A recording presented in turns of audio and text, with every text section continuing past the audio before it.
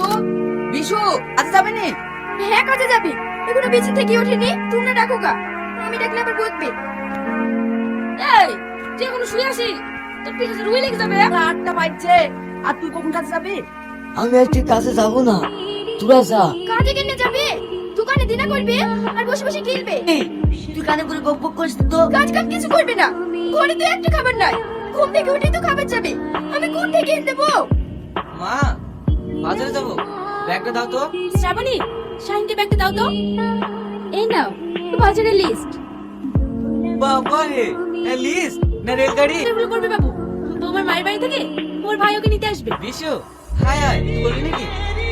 বাড়িতে খুব অসুবিধা, কদিন ধরে দোকান বাজার কিচ্ছু করতে পারিনি। চিটার, কাজ কাম কিছু করবে না, আর শুধু বলবে সংসার চলছে না। এই সত্য, একটু টাকা পাকা হবে না।